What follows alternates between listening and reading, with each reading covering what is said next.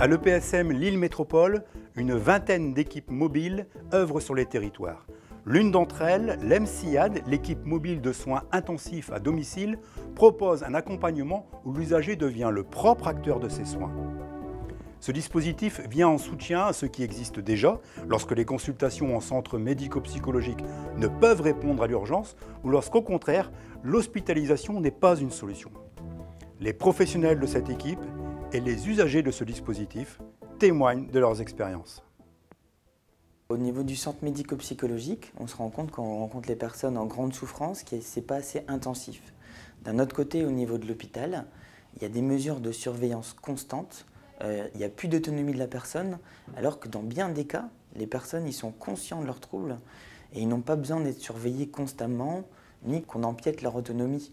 Donc pour toutes ces personnes-là dans un entre-deux, l'équipe mobile, ça va vraiment vers la personne, en collaboration avec elle pour faire des soins les plus adaptés possibles.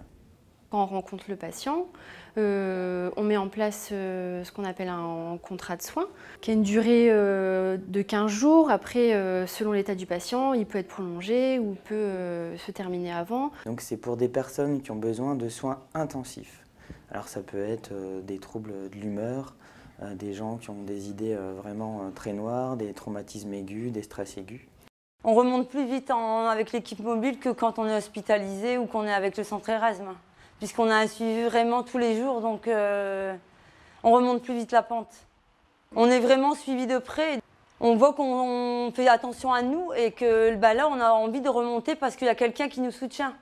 On peut mettre en place un suivi très adapté à la personne. Si elle demande un suivi tous les jours, on va faire tous les jours pendant quelques temps et on va espacer après. Si elle nous préfère des appels téléphoniques, on fera des appels téléphoniques. Si elle préfère un entretien tous les 2-3 jours, on fera quand même vraiment ce qui est plus adapté pour elle. Ça peut être aussi bien à son domicile et pour les personnes qui ne veulent pas qu'on rentre chez elles, ça peut être dans nos locaux en fait. On a un bureau où on peut recevoir les personnes. On leur demande quels sont leurs objectifs, sur quoi elles aimeraient aller mieux, sur quoi elles aimeraient un changement. Et on met en place des choses pour aider à ce changement, à commencer ce changement qui sera continué après sur le CMP par des infirmiers ou des psychologues ou un médecin sur le CMP. En fonction du degré d'intensité, on va pouvoir dire non, là c'est plus possible, c'est l'hospitalisation.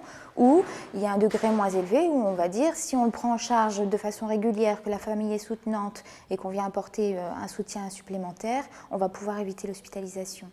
Et du coup, ça va être beaucoup plus soignant. On va garder ce qu'on appelle l'alliance, c'est-à-dire le contact avec le patient, la confiance avec le patient, qui ne va plus avoir peur du soin et qui va s'inscrire plus facilement dans le soin du coup.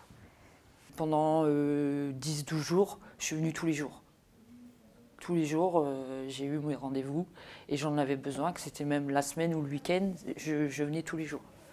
Et le fait de parler, peut-être je ressassais des fois la même chose, hein, mais le fait de parler, ça m'a aidé à me vider déjà. Et puis à mettre les mots sur le mot dépression.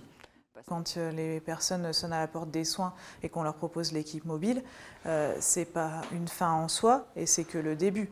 Nous, on met en route des soins qui vont se poursuivre après nous.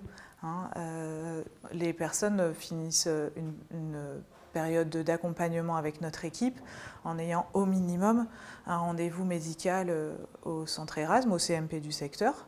On a aussi un suivi de leur part, surtout. C'est qu'ils appellent même quelques mois après pour savoir où on en est et si ça va toujours bien. Donc on sait qu'on sera toujours suivi entre guillemets par des personnes qui prennent soin de nous et qui ont envie de savoir ce qu'on devient et si ça continue à bien travailler sur ce qu'on a fait comme travail ensemble. Ils nous disent souvent quelque chose de l'ordre de j'ai repris le pouvoir sur ma vie, quoi. Et je ne pensais pas être capable d'eux. Et en fait, on leur rend leur sentiment d'efficacité à se sortir d'une situation difficile. Et si ça, c'est pas à ça que servent les soins. Merci de votre écoute. À la prochaine fois.